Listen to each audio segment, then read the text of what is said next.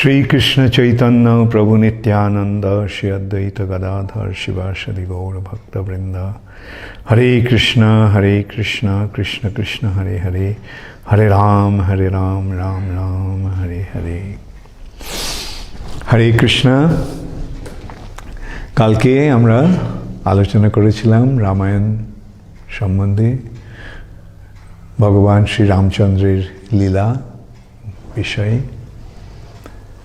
রাবণ মরীচির সহায়তায় সোনার হরিণ রূপে মরীচি এসে সীতাকে প্রলুব্ধ করে এবং এইভাবে সীতার অনুরোধে রাম সেই হরিণটিকে ধরতে যায়, কিন্তু কিছুতেই ধরতে পারে না। তারপরে একসময় তীরবিদ্ধ করে সেই হরিণটিকে মারে। তখন মরীচি তার রাক্ষস রূপ গ্রহণ করে সীতার নাম ধরে, লক্ষণের নাম ধরে, রামের কণ্ঠ অনুকরণ করে লক্ষণের নাম ধরে ডাকতে থাকে তার সাহায্য লাভের জন্য। তখন লক্ষণ যদিও বুঝতে পারে যে এটা কোনো রাক্ষসের কার্য, কিন্তু সীতা অত্যন্ত আতঙ্কিত হয় যে হয়তো রামের কোনো অনিষ্ট হয়েছে। তখন সে সীতা দেবী লক্ষণকে বলে, তুমি যাও, রামকে গিয়ে সাহায্য করো। লক্ষণ যদিও বলে যে না, এর কোনো রামকে কে কী করবে, রাম অজেয়, এটা নিশ্চয়ই কোনো রাক্ষসের ছলনা। প্রথমত এই সোনার হরিণ, কোথায় সোনার হরিণ? এ নিশ্চয়ই রাক্ষসের রাক্ষসী জাদু নিয়ে এইভাবে করেছে। আর এই যে কণ্ঠস্বর সেটাও রামের কণ্ঠস্বর অনুকরণ করে করছে।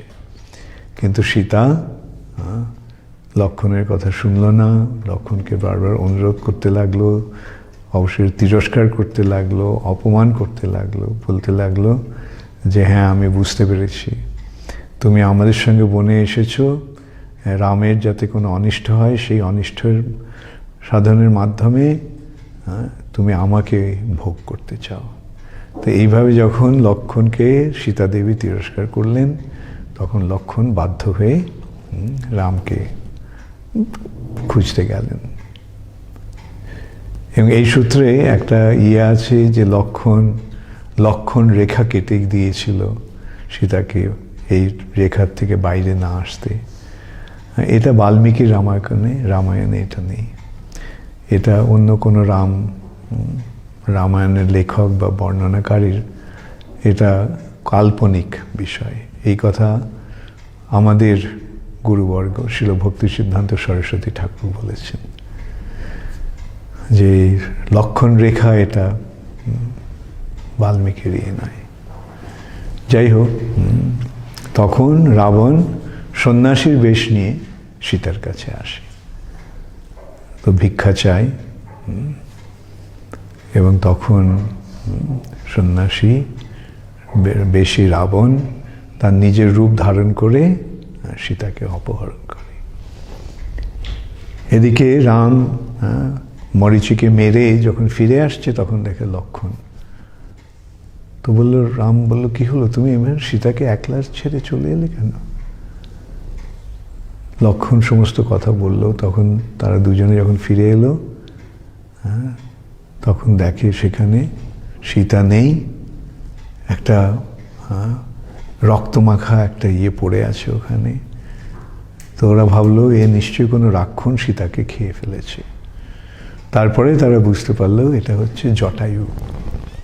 জটায়ু যখন সীতাকে রাবণ অপহরণ করতে এলো, তখন জটায়ু রাবণকে আক্রমণ করে এবং দুজনের মধ্যে প্রচণ্ড যুদ্ধ হয়। জটায়ু যদি একজন পাখি, কিন্তু সে অত্যন্ত পরাক্রমশালী, সে সাধারণ কোনো পাখি নয়। জটায়ু হচ্ছে গরুড়ের বড় ভাই অরুণের ছেলে। কশ্যপ প্রজাপতির 8 পত্নী, তারা দক্ষের 8 কন্যা। তাদের মধ্যে একজন হচ্ছে বিনতা। এই বিনতার দুই পুত্র হচ্ছে অরুণ এবং জটায়ু। আর অরুণ আর সেনীর পুত্র হচ্ছে জটায়ু এবং সম্পাতি।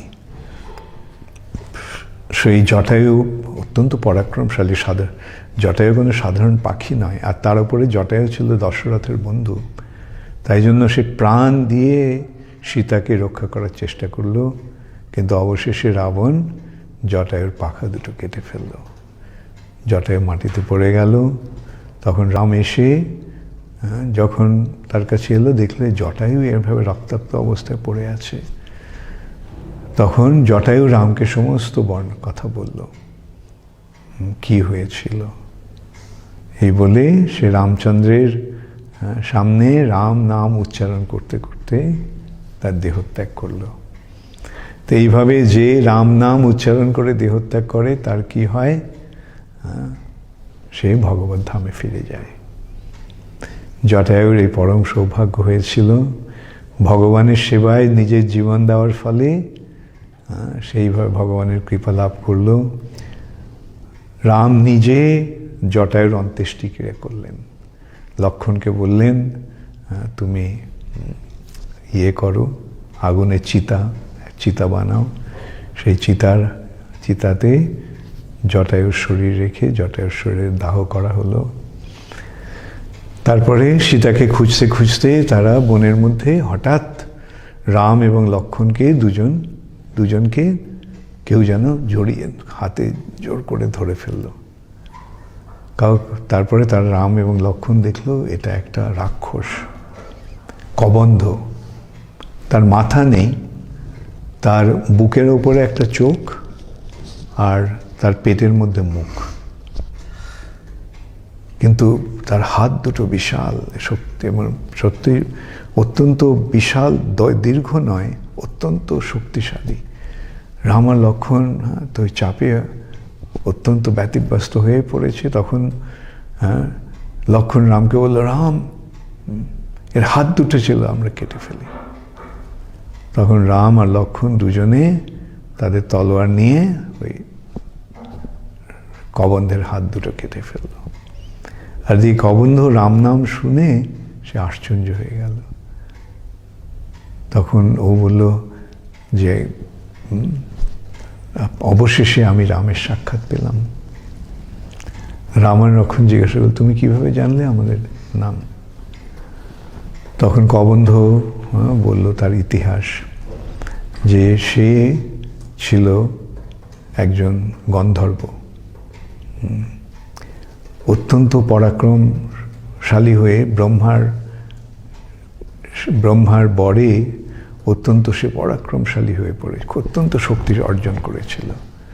তো সেই শক্তি অর্জন করে দম্ভ ভরে সে ইন্দ্রের সঙ্গে যুদ্ধ করতে গিয়েছিল। কিন্তু ইন্দ্র বজ্র দিয়ে তাকে আঘাত করে, তার ফলে তার মাথাটা তার শরীরের মধ্যে ঢুকে যায়। তখন সেই তাকে বলে, ইন্দ্রকে বলে যে এই অবস্থায় তুমি আমাকে বাঁচিয়ে রেখো না, তুমি আমাকে মেরে ফেলো। তো ইন্দ্র বলেছিল যে না, তুমি ব্রহ্মার যে রয়েছে, বর রয়েছে, সেটা আমি লঙ্ঘন করব না। ব্রহ্মা তোমাকে দীর্ঘ আয়ু দান করেছেন, সেটা আমি লঙ্ঘন করব না। তখন সে বলেছিল, তাহলে আমি এই অবস্থায় আমি কি করে বাঁচবো? আমার মুখ চোখ সব তো নেই, আর আমার শরীরের মধ্যে ঢুকে গেছে।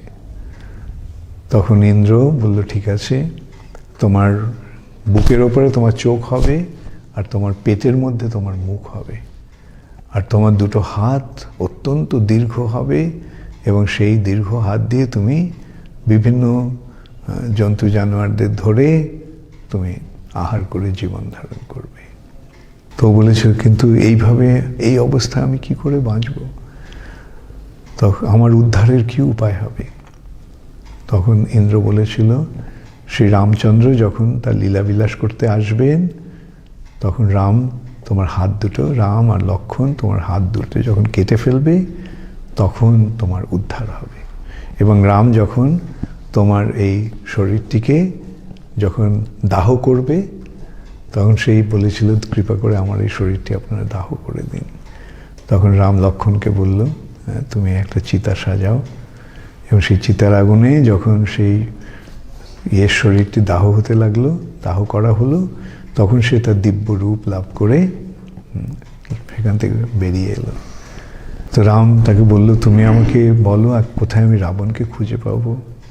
ও বলল, রাবণ কোথায় আছে রাবণকে আমি জানি না, তবে পম্পা সরোবরের তীরে সেখানে ঋষ্যমুখ পর্বত আছে, সেই ঋষ্যমুখ পর্বতে সুগ্রীব বানর আছে, সেই সুগ্রীব তোমার সহায় হবে। আর সুগ্রীবের অবস্থা আর তোমার অবস্থা একটা একরকম। তোমার অবস্থা, তোমার পত্নীকে যেমন রাবণ চুরি করে নিয়ে গেছে, তেমনি সুগ্রীবের পত্নী রুমাকে তার ভাই বালি নিয়ে বলপূর্বক নিয়ে গেছে। তো এই সুগ্রীবই তোমাকে রাবণকে খুঁজে পেতে এবং সীতাকে উদ্ধার করতে সাহায্য করবে। তখন রাম এবং লক্ষ্মণ পম্পা সরোবরের তীরে সেই ঋষ্যমুখ পর্বতে এলো। সেই ঋষ্যমুখ পর্বতে সুগ্রীব তার বানর সহচর, কয়েকজন বানর সহচর নিয়েছিল। সেই বানর সহচরদের মধ্যে প্রধান ছিল হনুমান, জাম্ববান, নীল, মৈন্দ, দ্বিবিদ, এরা সকলে। তো রাম এবং লক্ষ্মণকে এইভাবে আসতে দেখে সুগ্রীবের মনে হলো, এরা কারা? এদের দেখতে তপস্বীর মতো, কিন্তু হাতে অস্ত্র। এটা তো সাধারণ নয়, এরা কি আমাকে আক্রমণ করতে আসছে? তখন হনুমান তাকে আশ্বাস দিয়ে বলল, না, ভয়ের কিছু নেই। এদের দেখে মনে হচ্ছে যে এরা খুব ভালো মানুষ, এরা কারো তোমার অনিষ্ট করতে আসেনি। তখন সুগ্রীব বলল, যাও হনুমান, তুমি গিয়ে দেখো ওরা কারা। তখন হনুমান এখন একজন ব্রাহ্মণ তপস্বী বালকের রূপ নিয়ে রামের কাছে এসে জিজ্ঞাসা করলো, আপনারা কে? আপনারা কেন একদিকে আপনারা তপস্বী, আবার সঙ্গে অস্ত্র? তখন রাম তার সমস্ত বৃত্তান্ত তাকে বলল, এবং যখন হনুমান বলল যে সে হচ্ছে সুগ্রীবের সহচর, তখন রাম অত্যন্ত আনন্দিত হলো, হয়ে বলল, কোথায় সুগ্রীব, কোথায়? হনুমান তখন রাম এবং লক্ষ্মণকে নিয়ে গেল সে ঋষ্যমুখ পর্বতে। সেখানে সুগ্রীবের সঙ্গে তাদের পরিচয় হলো। সুগ্রীব তার নিজের কথা তাকে রামচন্দ্রকে বললেন। এই সুগ্রীব, তার বড় ভাই বালি, এরা দুজন অত্যন্ত শক্তিশালী। বালি বিশেষ করে প্রচণ্ড শক্তিশালী সে। তো একদিন মায়াবী বলে একটি দানব এসে এক রাত্রিবেলা সুগ্রীবকে যুদ্ধে আহ্বান করে, বালিকে যুদ্ধে আহ্বান করে। তখন বালি বেরিয়ে আসে, বালি সুগ্রীব সঙ্গে সঙ্গে আসে। তো ওদের দুজনকে আসতে দেখে মায়াবী ভয় পেয়ে পালায় ওখান থেকে, এবং বালি আর সুগ্রীব দুজনেই তাকে তার পেছনে পেছনে ছুটতে ছুটতে অনেক দূরে এসে তখন সেই মায়াবী একটা গুহার মধ্যে ঢুকে যায়। বালি বলে, আমি দেখছি ওকে খুঁজে, এই গুহার মধ্যে ওকে আমি খুঁজে বার করব, খুঁজে আমি ওকে মেরে ফেলবো। আর সুগ্রীব, তুমি বাইরে থাকো, এই গুহার মুখটা আগলে রাখো, আর যতক্ষণ আমি ফিরে আসি ততক্ষণ তুমি যেও না এখান থেকে। তো এইভাবে 1 বছর কেটে যায়। সুগ্রীব সেই গুহার মুখে অপেক্ষা করছে। অবশেষে 1 বছর পরেই হঠাৎ সে রাক্ষসদের শব্দ শুনতে পায়, রাক্ষসদের চিৎকার। আর বালির কণ্ঠস্বর সে শুনতে পায় না, এবং তারপরে দেখে যে সেই গুহা থেকে রক্ত বেরিয়ে আসছে। তখন সুগ্রীব ভাবলো হয়তো বালি মারা গেছে। তখন সে একটা পাথর দিয়ে সেই গুহার মুখটা বন্ধ করে সে ফিরে আসে। তখন মন্ত্রীরা সকলে সুগ্রীবকে বাঁদরদের রাজা রূপে অভিষিক্ত করে। এদিকে বালি সেই মায়াবীকে মেরে যখন ফিরে আসে, যখন বেরোতে যায় দেখে গুহার মুখটা পাথরে চাপা হয়ে আছে। সে এত শক্তিশালী ছিল যে সেই পাথরটাকে সরিয়ে সে বেরিয়ে আসে। এসে যখন সে তার কিষ্কিন্ধায় ফিরে আসে তখন দেখে যে সুগ্রীব রাজ সিংহাসনে বসে আছে। বালি অত্যন্ত ক্রুদ্ধ হয়, ভাবা ও তুমি এইভাবে আমাকে মারার চক্রান্ত করে এসে তুমি এখন রাজা সেজে বসেছ। সুগ্রীব অনেক বোঝাবার চেষ্টা করলো, কি হয়েছিল সমস্ত বর্ণনা করলো। 1 বছর পরেও যখন তুমি বেরোলে না এবং রাক্ষসদের চিৎকার শুনলাম এবং যখন তোমার কণ্ঠস্বর শুনতে পেলাম না, আর যখন সারা গুহা থেকে রক্ত বেরোতে লাগলো, আমি ভাবলাম তুমি হয়তো মারা গেছো। তাই পাথরটা চাপা দিয়েছিলাম যাতে সেই রাক্ষসটা বেরিয়ে আসতে না পারে। আমার এই রাজ্যভোগের কোনো ইচ্ছা ছিল না। কিন্তু বালি তার কথা শুনল না, বরং তাকে প্রচণ্ডভাবে মারতে লাগলো এবং সেখান থেকে তাকে এক বস্ত্রে বিদায় করে দিল। সুগ্রীবের সঙ্গে আর সুগ্রীব ওখান থেকে পালিয়ে এসে ঋষ্যমুখ পর্বতকে আশ্রয় করে এবং ঋষ্যমুখ পর্বত সম্বন্ধেও সে বলে যে বালি এত শক্তিশালী ছিল যে একসময় দুন্দুবি বলে এক এক অসুর সে বালিকে আক্রমণ করতে আসে, যুদ্ধে আহ্বান করে। বালি সেই দুন্দুবি অত্যন্ত পরাক্রমশালী ছিল, শক্তিশালী ছিল। সেই দুন্দুবিকে বালি যুদ্ধে পরাস্ত করে তাকে মেরে ফেলে। এমনভাবে তাকে ইয়ে করে যে তার শরীরটা একটা মাংসপিণ্ডের মতো পরিণত হয় এবং সেটা সে ছুঁড়ে ফেলে এবং সেই শরীরটা 80 মাইল দূরে গিয়ে 8 মাইল দূরে গিয়ে পড়ে এবং যখন সে শরীরটা ছুঁড়ে ফেলে তখন সেই শরীরের রক্ত ওই ঋষ্যমুখ পর্বতে মাতঙ্গ ঋষির আশ্রমে যজ্ঞের ইয়েতে পড়ে। তো মাতঙ্গ ঋষি অত্যন্ত ক্রুদ্ধ হয়ে অভিশাপ দেয় যে যে এই কার্যটি করেছে সে যদি কখনো এই পর্বতের কাছে আসে তাহলে সে পাথর হয়ে যাবে। তো সে কথা জানতে পেরে বালি সেই ঋষ্যমুখ পর্বতে আর আসত না। তো সেই জন্য বালির ভয়ে সুগ্রীব সেই জায়গাটাকে আশ্রয় করেছিল। তখন রাম তাকে আশ্বাস দিল, ঠিক আছে, আমি তোমার পত্নীকে উদ্ধার করব আর বালিকে হত্যা করব। তুমি যাও, বালিকে যুদ্ধে আহ্বান করো এবং তখন আমি তীরবিদ্ধ করে বালিকে হত্যা করব। সুগ্রীব গিয়ে এইভাবে রামের নির্দেশ অনুসারে বালির প্রাসাদের কাছে গিয়ে সে ইয়ে করতে লাগলো, চিৎকার করে বলতে লাগলো যুদ্ধে আহ্বান করার জন্য। যুদ্ধ আহ্বান করে বালি বেরিয়ে এসছে, এসে সুগ্রীবকে দেখে দুজনে প্রচণ্ড যুদ্ধ হলো। অবশেষে সেই যুদ্ধে বালি এমনভাবে সুগ্রীবকে মারল যে প্রাণ ভয়ে না, অবশেষে সেখান থেকে সুগ্রীব পালিয়ে গেল।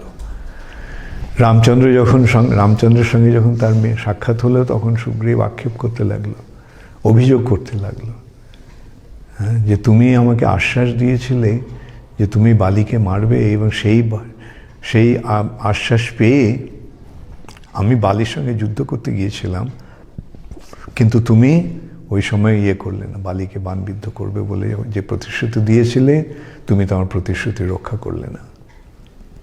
রামচন্দ্র তখন বললো, দেখো তোমরা দুজনে যখন যুদ্ধ করছিলে তোমাদের দুজনকে দেখতে একরকম, একদম কে যে তুমি আর কে যে বালি সেটা আমি বুঝতে পারছিলাম না।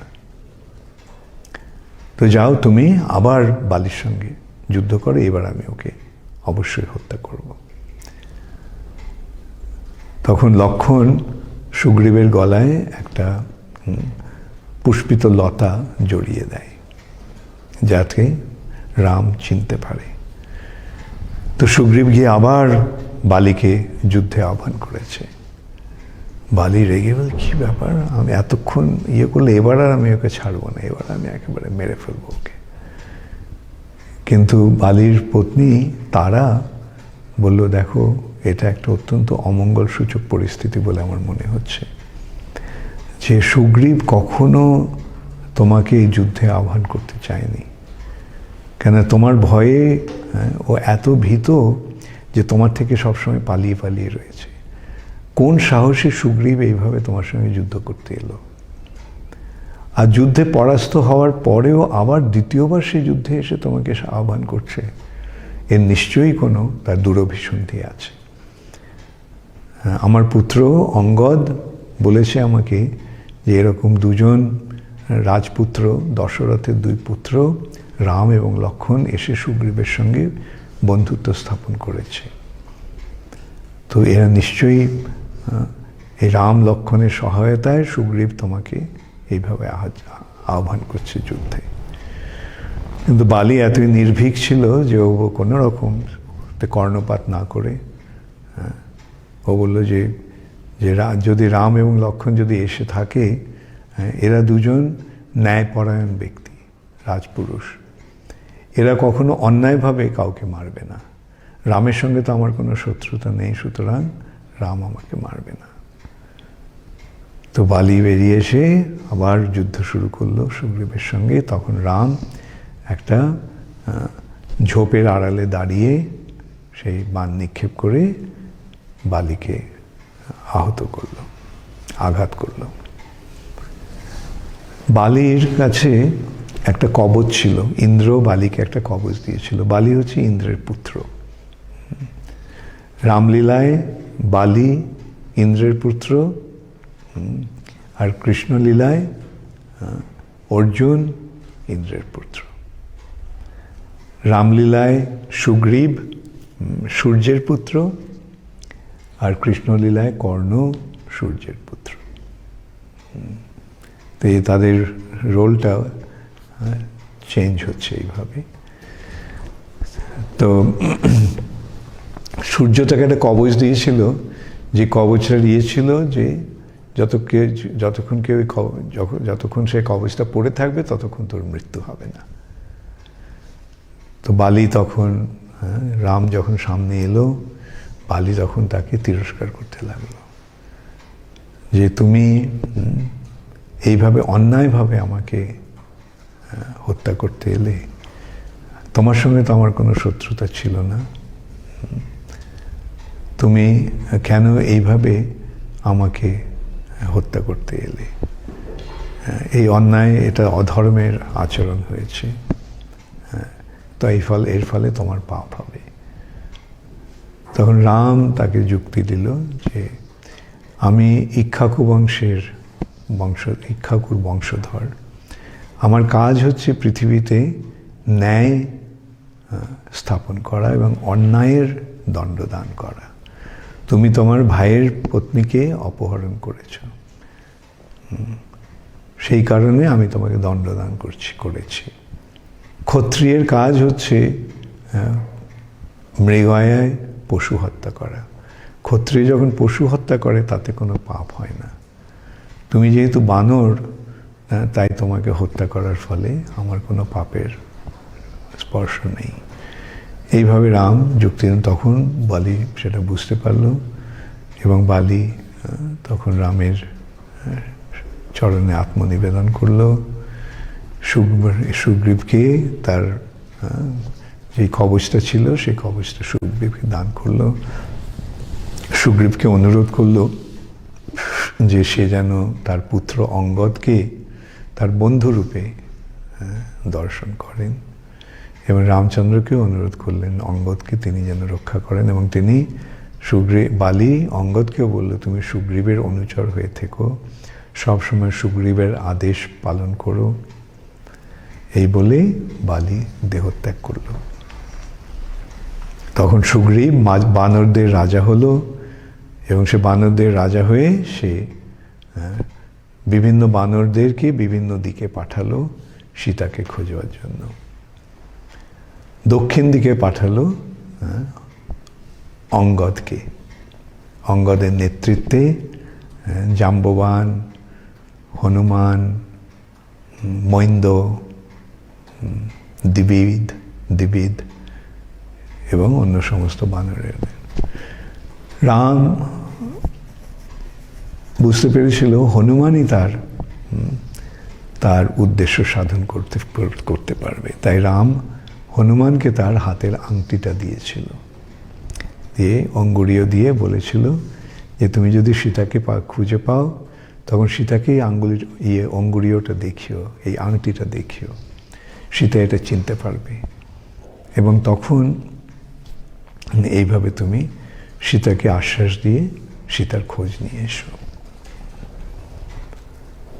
তখন আচ্ছা, এর আগেও একটা হয়েছিল, যখন রাম এবং লক্ষ্মণ সুগ্রীবের সঙ্গে সাক্ষাৎ করলো, তখন সুগ্রীব এবং তাদের সীতা অপহরণের কথা সব বলল। তখন সুগ্রীব বলল, হ্যাঁ, ওই বানরেরা বলল যে হ্যাঁ, আমরা একসময় দেখলাম যে আকাশপথে একজন নারীকে এক রাক্ষস নিয়ে যাচ্ছে, এবং সেই নারীটি তার রত্নভূষণ, অঙ্গর রত্নগুলি, গয়না অলঙ্কারগুলি ছুঁড়ে দেয়, সেগুলো আমরা পেয়েছি, এইটা কি? এবং রাম সেটা চিনতে পারল।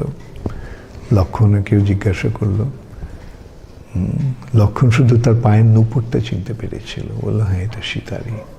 এইভাবে তারা বুঝতে পেরেছিল যে এই দিক দিয়েই লক্ষ্মণ সীতাকে অপহরণ করে নিয়ে গেছে। যাই হোক, তারা দক্ষিণ দিকে গেল। অঙ্গদের নেতৃত্বে হনুমান, জাম্ববান, নীল, মৈন্দ, দ্বিবিদ আদি বানরেরা। তোরা খুঁজতে খুঁজতে বহুদিন পরে, অনেক দিন হয়ে গেছে, কি খুঁজে পাচ্ছে না সীতাকে কোথাও। তখন এক সময় তারা যখন পরিক্রান্ত হয়ে একটা পাহাড়ের নিচে এসে বসেছে, তখন একটা পাখি বলছে যে ও, এতদিন পরে আমার কিছু খাবার এলো। তখন বানরেরা বলতে লাগলো যে এখন আমাদের এই পরিণতি হবে, এই পাখি এখন আমাদের খাবে, বরং এই পাখিটাই আমাদের খেয়ে নিক। রামচন্দ্রের কাছে আমরা আর ফিরে যেতে পারবো না, সীতার খোঁজ নিয়ে কোন মুখে আমরা ফিরে যাব? দেখো, এই রাবণের জন্য কত অসুবিধা হলো, এখন এই রাবণের জন্য আমাদের এখন জীবনপাত হবে, যেভাবে জটায়ুর জীবনপাত হয়েছিল সীতাকে রক্ষা করতে গিয়ে। তো জটায়ুর নাম শুনে সেই পাখিটা বলল, আরে তোমরা জটায়ুকে চেনো? তখন ওরা বলল যে সমস্ত জটায়ুর কথা জানালো, কি হয়েছিল। তখন সেই পাখিটা বলল, জটায়ু আমার বড় ভাই, আমরা দুজনে সূর্যের সঙ্গে প্রতিদ্বন্দ্বিতা করতে যাচ্ছিলাম। তখন সূর্যের তাপে আমার পাখাটা জ্বলে যায় এবং বজ্রের আঘাতে আমি পড়ে যাই। এইখানে এইভাবে আমার পাখাগুলো পুড়ে গেছে, তাই জন্য আমি আর কোথাও যেতে পারি না। যে খাবার আসে, আমার ছেলে মাঝে মাঝে খাবার নিয়ে আসে আমার জন্য। তো আমার ছেলে একসময় বলেছিল যে একটা রাক্ষস এইভাবে এক রমণীকে চুরি করে নিয়ে যাচ্ছিল, সেই রমণীটি আর্তনাদ করছিল সাহায্যের জন্য। তখন যখন আমি ওকে, সেই রাক্ষসকে বাধা দিতে গিয়েছিলাম, তখন সেই রাক্ষস রাবণ বলেছিল, তুমি আমার পথ ছেড়ে দাও, আমাকে যেতে দাও, তুমি আমার পথ রোধ করতে এসো না। তখন সে পথ ছেড়ে দেয়। তখন অন্যান্য সমস্ত ঋষিরা বলেছিল, আরে এ হচ্ছে রাবণ, তুমি ভাগ্যক্রমে বেঁচে গেলেও তোমাকে হত্যা করেনি। তো সেই সময় এইভাবে সম্পাতি রাবণের কথা বলল। তো সে জিজ্ঞাসা করলো, রাবণ কোথায়? তখন সম্পাতি বলল, দেখো, আমি আমার ইয়েটা যখন আমি যখন পড়ে যাই, তখন একজন ঋষি এখানে আমাকে দেখে আমাকে সাহায্য করতে এসেছিল। আমি তো এই ঋষিকে বলেছিলাম, দয়া করে আপনি আমার পাখা দুটো আবার ইয়ে করে দিন, জুড়ে দিন। ঋষি বলেছিল, না, আমার সেই ক্ষমতা নেই, তবে তুমি যখন রামচন্দ্রকে যখন সাহায্য করবে তখন তোমার এই পাখাগুলো গজিয়ে যাবে। এই যখন সেটা বললো তখন স্যার পাখাগুলো গজিয়ে গেল। তখন হ্যাঁ, সেই সম্পাতি বলল যে এই 100 যোজন দূরে, মানে 800 মাইল দূরে লঙ্কায় রাবণের রাজধানী, সেখানে সীতাকে রাবণ চুরি করে নিয়ে রেখেছে। এখন 100 মাইল দূরে এইভাবে সম্পাতির কাছ থেকে তারা সেই খবর পেল। খবর পেয়ে তারা 100 মাইল দূরে কিভাবে এই সমুদ্র লঙ্ঘন করে যাবে সেই চিন্তা করে তারা সমুদ্রের উপকূলে এসে উপস্থিত হলো। ও সে সকলে চিন্তা করছে কিভাবে যাবে। তখন কেউ বলল, অঙ্গদ বলল, আমি 100 যোজন লাফ দিতে পারি, কিন্তু আমি জানি না আমি ফিরে আসতে পারবো কিনা আবার 100 যোজন লাফ দিয়ে। অন্যান্য সকলেই বলল, আমি 30 যোজন যেতে পারি, 40 যোজন যেতে পারি। কেউ বললো আমি 80 যোজন লাফ দিতে পারি। তখন জাম্ববান ইয়েকে বলল, অঙ্গদকে, তুমি 100 যোজনকে তুমি 1000 যোজন লাফ দিতে পারো, কিন্তু তুমি এই দলের নেতা রূপে তোমার এই কাজ করা উচিত নয়। তবে এই কাজটি করতে পারবে হনুমান। হনুমান তার নিজের শক্তির কথা জানে না, তার যে কি অসীম শক্তি সেটা হনুমান জানে না। এবং এইভাবে জাম্ববান সমস্ত কথা বলল যে হনুমান বিভিন্ন দেবতাদের দ্বারা আশীর্বাদে পুষ্ট হয়ে অত্যন্ত পরাক্রমশালী হয়ে ছোটবেলায় সে দুরন্তপনা করত। এবং ঋষিদের আশ্রমে ঋষিরা উত্ত্যক্ত হতো তার দুরন্তপনায়। তখন ঋষিরা তাকে অভিশাপ দিয়েছিল যে হনুমান তার শক্তির কথা ভুলে যাবে। যতক্ষণ না কেউ তাকে তার শক্তির কথা মনে করিয়ে দেবে এবং সে যখন শ্রী রামচন্দ্রের সেবায় যুক্ত হবে তখন সে তার পূর্ণ শক্তি ফিরে পাবে। এই হনুমান কেবল এই দুরূহ কার্য সম্পাদন করতে পারে। আজকে আমি এখানে শেষ করছি। এখন এই ক্লাসগুলি আমরা আধ ঘন্টা ধরে দিচ্ছি। কালকে আবার এখান থেকে আমরা রামলীলা, রামচন্দ্রের কাহিনী আলোচনা করব আবার।